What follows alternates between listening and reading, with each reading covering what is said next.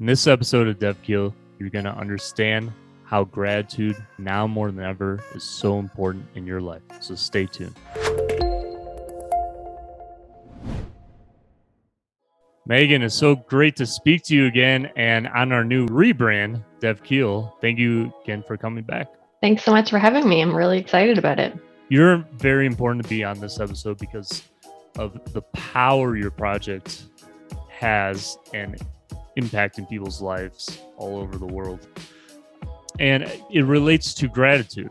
Gratitude is the overall theme of everything you do. So, Megan, can you please tell our viewing audience and listening audience on podcast platform what your project is and how important to you coming to realize the importance of gratitude in your own life? Sure. I founded my company, Be Grateful Inc., about 4 years ago now. It has started out as my passion project, the thing that kind of feeds my soul and keeps me going.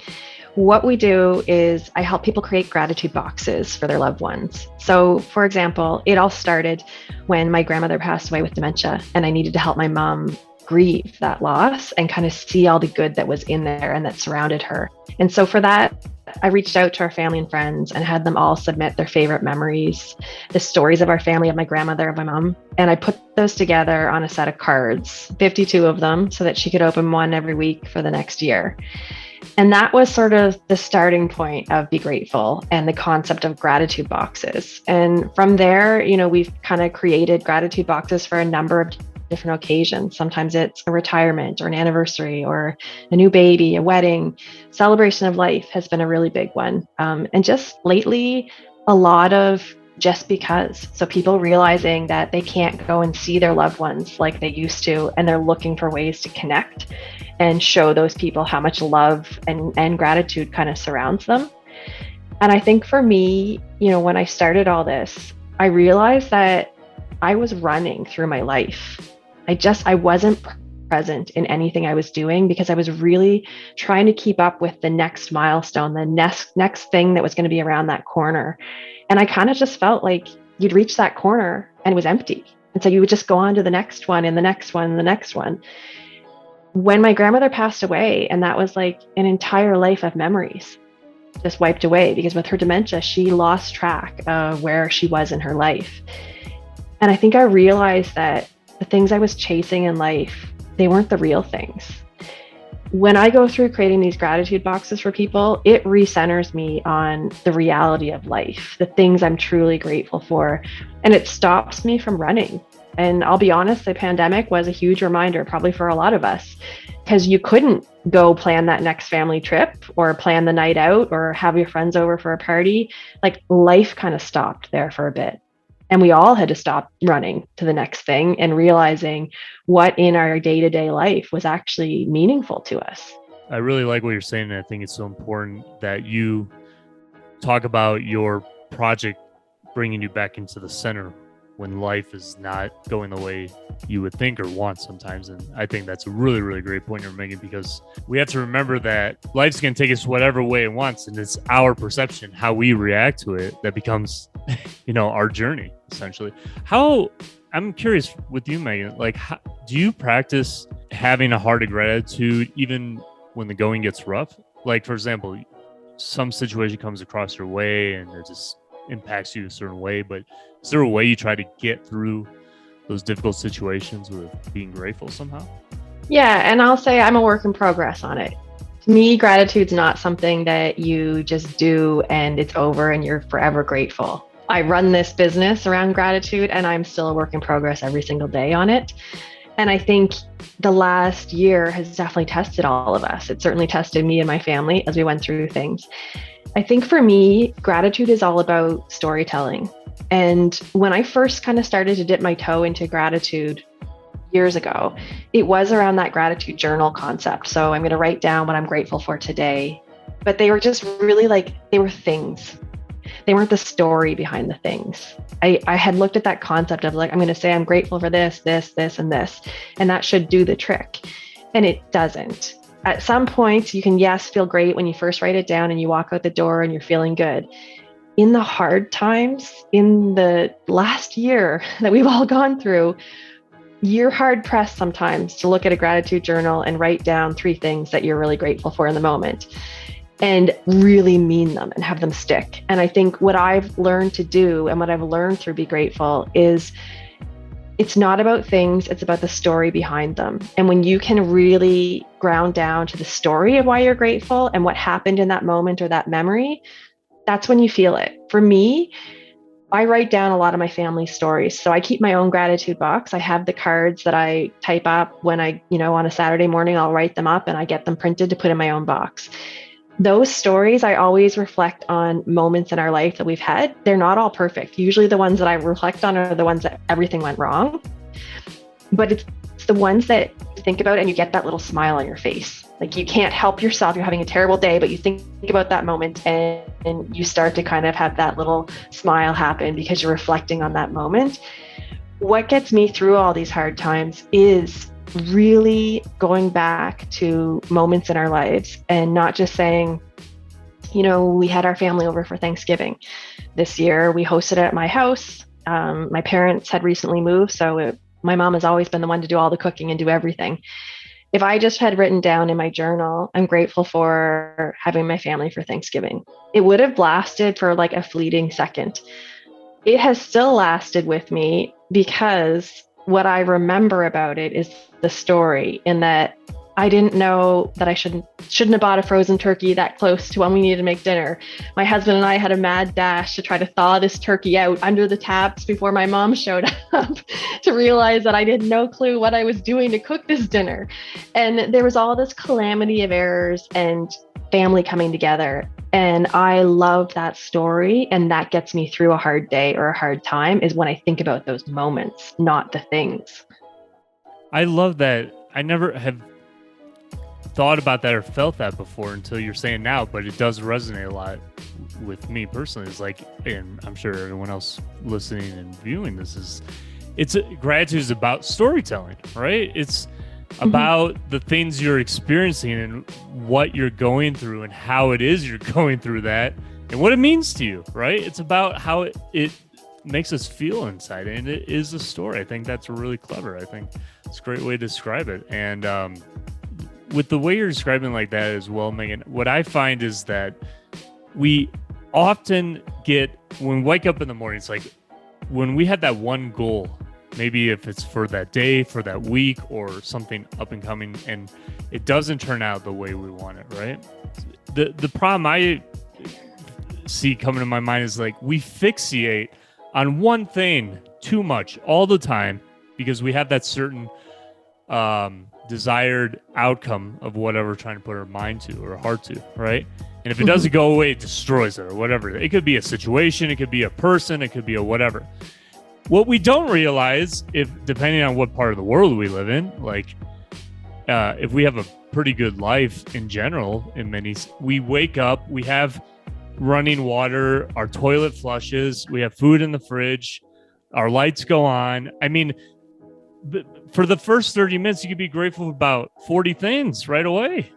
Clothes, bed, everything. I mean, and that's the thing. And we take it for granted, that stuff. 100%. And so I would really encourage all of our listeners, viewers, like if you're really stuck with whatever you're going through right now, practice exercises of gratitude about the small things right now and just see how the big thing that you're trying to put your mind on maybe will change and create something else. Megan, I have a question. Do you think that if a situation is not turning out the way you would desire it to be, do you believe from your own point of view that it's because it's not meant to be, or something else should be happening along your journey in life that needs to come in? How do you perceive that? I am a big believer in everything happens for a reason. And sometimes things will look like they're going totally off course and you're so frustrated with it or disappointed.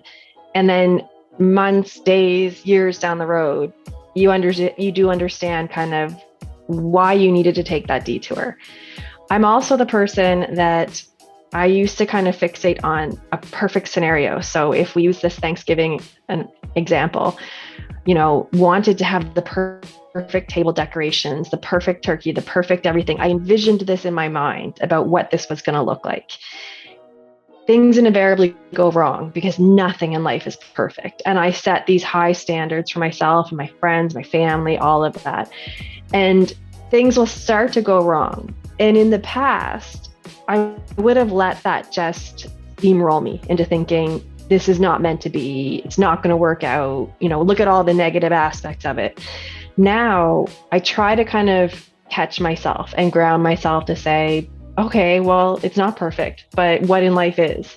And what are some of these things? So, the turkey mess up, we managed it. And the best part about it was my husband and I came together to do that. And we had a fun moment together in what was being set up to be a very stressful morning of trying to get everything done. So we had that laugh, we just let the stress go and had a laugh about it. And I think I've learned to, yes, always believe there is, everything does happen for a reason. At some point, you'll figure it out. And also to stop planning for everything to be so perfect. You fall into that trap in life. We watch everybody's social media and you think everybody around you is leading these perfect lives. And we kind of lust after other people's lives and what they have. And you focus on what you don't have. And in reality, we don't even know what the real situation is behind most of those things. It's no one lives this perfect life. We all have our own stresses. And so it's about really figuring out the small moments in your own life and just reflecting on those instead of trying to force everything into one path. That's the key. That is the forcing mechanism, right? I think when you're truly being grateful, there's this natural thing, like things are letting go, letting flow, and there's this love vibration to it. So it's a very different force as well. And look, I would definitely admit that, I'm completely guilty of trying to get everything very ordered certain ways. It's the way my mind works. But going back to your Thanksgiving example as well, is like, whatever Thanksgiving, the dinner and the people around you, and, that can be a magical time, but sometimes things don't go the way you would imagine. And it's like, well, how do I roll with, because it's once a year, right? It's once a year. And it's like, how do we make this perfect? How do we get the right, everything together, all the elements? And then look, if you're a football fan and American football fan and your team is there and they lose, I mean, that can be just the worst on its own, but it's, it's those fixations, right? Yeah, I think, when you really think about it, right now we try to push out this image of ourselves and our families and our loved ones out to people in the world. And you want to be seen a certain way. As much as we can all say, oh, I don't care what other people think, we do. You fundamentally do care the way you show up out there. And I think, we put forward these picture perfect moments, particularly on social media, or a manicured story of what happened. The problem is that really when you look at how people connect, we connect through story when we can see ourselves or our family in the story that's being told. So if I tell a story about this Thanksgiving, there's likely going to be people out there that will have a similar thread in their memory. And then all of a sudden they kind of lean into that conversation because they can see the connection. They can connect with me. If I just put up a picture perfect photo of our dinner table for Thanksgiving and everybody thinks that was it, people don't lean in because you can't connect with it. It doesn't feel real. It doesn't feel authentic. It feels like something that's unattainable, or that you're jealous that you didn't do the same thing, versus the reality of actually like putting our true selves out there and having people connect with you for who you are. Yeah, I 100%. This might be a really bad corollary example, but National Lampoon's Chevy Chase, like I'm thinking about like their Christmas dinner and all that, like where a million disasters, come into play, but then there are those good moments, in certain parts, and they come together with love. But that's how we all generally are, I mean, that's how getting together with certain people generally is. So it's just, I mean, reflect on your own childhood. Most of your stories you laugh about because they weren't perfect. They didn't go the way they should, because probably the moments that went the way they should, we don't remember because they didn't impact us, right? We all have these crazy stories growing up, and we all have those ones that you recount around the dinner table with your extended family when they're all together, and you laugh and you share all the fun that's happened in life. No, 100%. Yeah, I mean, there's certain things that do keep an impression on you, and there are certain things that you do want to block out, and and everything else. Nate, I'm curious. I'm sure people that have purchased one of your incredible products through Be Grateful, like each story is probably really, really incredible in its own right. But is there one that you've seen that's particularly stood out to you, and you're just, when you saw that the reason someone ordered that product through Be Grateful, it would just really impact you in a certain way? Is there a particular story related to that? Yeah. I think the most impactful box that I've done was a Celebration of Life box. And he was a young man. He had a young family. He was in the military, and this was a celebration of life. And it was a friend that purchased it for his wife and his kids. And that box, we had over, I think, 130, 140 submissions in. Yeah. And I remember curating the box, and I think I had every emotion possible when I would read the stories, because there was the funny stories, funny childhood memories of him. There was, the moments about how great a dad and how great a husband he was. And there was stories from his own parents in there that you just it gripped your heartstrings when you read them. And then there was a story that somebody submitted, and it was the mother of one of his close friends, and she referenced a time when they were kids, and when her son and he came running in to show her something, and she said, I'm too busy right now, and she kind of shooed them away. And she wrote in this card, it was her biggest regret, because they had worked on something really hard and were so proud to show her, and she kind of brushed it off. And it was interesting for me to know that in a Celebration of Life box, all the different memories, when she sat and reflected, what she wanted to share for him was this moment that she recognized years and years and years later was so important. It was a small moment in life that you would kind of maybe just pass by. It stood with her, right? And it was a moment for me to realize as a parent myself, even just as a person, to not allow these small moments to get passed by, because we're all guilty of being busy or, multitasking and just not fully being present with people when they're with us. And that was a moment that it sat heavy with me when I read it. And I think, that entire box, right through my supplier chain, impacted people. So I send my cards to a professional printer to be printed for me, and they normally don't really look at the order. I mean, they're printing thousands and thousands of documents out of this large center. And I remember when I went and picked up the cards for that one, and the girl on reception said, "Man, this is a really nice one. This guy must have been amazing." And she said, they all kind of stopped as this was going through, because these stories were so impactful of his life and the things that people poured out in these cards. And then my supplier on my gratitude boxes, I was going to get them engraved, and we had, his parents had actually ordered a copy of the box. And so they had a special monogram they wanted engraved on the top of the box. And I brought it to the engraver, and he said, "No charge on this one. I just want to be able to give back to this family." And it was this moment of right through the chain for my suppliers. Everybody felt the same thing that I had felt as I was putting this box together and the story behind it.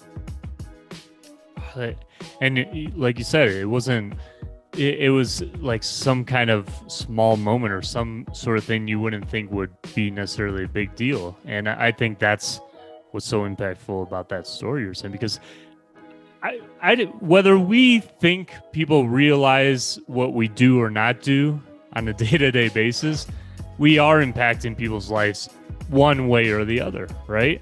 Yeah. And you never know how you're going to change the outcome of someone's life ever. Like, it could be anything that is going on throughout the day, and then you may just go and smile to that person, and just because you felt like you needed to, and they didn't kill themselves, maybe you gave a tip to somebody, but then they were able to buy a gift for their child. Who knows? It could just be anything. And that's what's incredible about that's what you're saying, because whatever that person did, had a tremendous impact, and who would have known, really? Yeah. And I think, the common theme with a lot of the submissions that come in on the gratitude box is whether they're celebration of life or, just because box, people reflect on the moments that you were present with them. So I did have one that was done for, a husband. He was going through dementia. He had been a neurosurgeon in his career, and his son wrote in to say, I love that you made it to every baseball game. Even though you were so busy, you were there for me. You watched every game. People will reflect on these little moments. He did another one for a high school graduation, and the father wrote in, I love that we sit and watch basketball together on the weekends. Like, very small things, but the theme behind them all is actually the connection, is the moment that you're present with the other person and the impact it has on them and on you. That is incredibly important, what you're saying. And we just don't realize sometimes that even our own presence around someone can just be so meaningful, because it shows that you care. Your actions show that you care and that you are getting them your time and your attention. I mean, we got to get out of our own heads. Sometimes it just share more and give more and express more. And Megan, just to conclude this episode, and I'm so grateful 100% that you were on this episode, and one of the first on the new KEAL podcast, and I thank you so incredibly much. And I just want to ask, what's in store now, like the rest of this year, going in the future with Be Grateful? What you're planning to do with the project? Yeah, so I'm still going with it, and what I'm trying to do now is create DIY gratitude boxes. So I have a couple people reach out to me that aren't quite ready to do the full-fledged gratitude box where we have the web link and everybody submits in and then we curate the cards and print them. They're kind of just dipping their toe in this experience. And up to this point, I haven't really had anything for them. I mean, I'll always share my thoughts around it, how they can get started on their own. And I want this year to kind of make this more accessible to others. And so I'm creating this DIY gratitude concept where I will have the cards with the inspirational quotes and room for people to write on them. And I'll have kind of cards they can send out to family and friends to help them take part in this. And so it's a more accessible product because it allows me to send that out and they can, over their own time frame, kind of do these things. The other piece of it is, some of it is it might be just a gratitude box for yourself or your own family. So you buy the blank cards and then you're writing your memories down as you go, kind of like what I do with my own family. It's really this year, the focus is around how do I get people to start this practice of gratitude through storytelling? Because that's what this business is founded on, is having other people share in their stories of what they're grateful for within your own network. And so I really want to focus this year on getting that message out there and also making it accessible at many different levels, so that if you're not ready to purchase a full-fledged gratitude box and kind of go big with it, that there's this entry level you can dip your toe on in and actually start. Because I think what we've learned in the pandemic is it's now is the time to make some of these changes. And as I said, we've all had to stop running that race because you don't have a lot of things to run to right now in life. And so now is the perfect time to reflect on the stories that are really meaningful to you and write them down, so that when you're in that dark place and you're having a bad time, you pull those out and you read them. And it helps pull you out into knowing that there's more out there, that love surrounds you. And the big piece of it really is sharing it with others, because the more you share, the more you actually grow and connect on gratitude. That is so incredible. And that is so impactful what you're saying, especially because, how often, or how unfortunately not as often, are we telling people we care about them, or that they had this particular impact on our life, or they meant, when someone tells you that, man, your heart expands. It's just like, oh my goodness, thank you. You love me? I didn't know that. Wow, really? You're grateful for me? Really? I thought you want to kill me. So it's incredible. It's the reason that we don't do this, though, is it's uncomfortable sometimes to put yourself out there. And I run this mini gratitude challenge that if you let me know your address on my website there, I'll send you 3 cards for you to fill out and send out to 3 people that you want to recognize. The trick is most people will fill them out and they won't actually go and give them to the people, because it's that uncomfortable feeling of I'm going to put myself out there. I'm not just saying, hey, thanks or love you or any of those things. I'm really meaning it. And when you do it, though, the power is so amazing behind it. Isn't that crazy that is our biggest fear, is like not telling them how we appreciate them or love them? I mean, this is, what kind of world are we in, for goodness sake? Right? So you would think it'd be the easiest thing in the world, honestly. Megan, I just think it's an incredible project. I really appreciate your work so much, and I want people to know more about it. And we're coming up. We're in any time is a good time to be grateful and expand your heart full of love. But especially coming up with the holidays now, we're coming up in November, December time. So where can people go check out everything related to Be Grateful and start expressing their love and gratitude for others? Yeah, so I'm on Facebook, so Be Grateful Inc., Instagram, and then, of course, at my website at begrateful.inc.com. And on my website, too, you can always just reach out with a question. Through Facebook, you can contact me. I love chatting with people, any project that people have, even if it doesn't fully fit into a product that we might have on the website. I love working with people and trying to kind of push this message of gratitude out. Which is such an incredible message, so important, and I'm so glad you're doing it, Megan. Keep going. And we are going to include all of Be Grateful's information, Megan's information, in the pinned comments description, show notes, so then you can go click on that right away and go start your own project with her today. So thank you so much, Megan. We hope to see you again soon, and we appreciate being on this episode.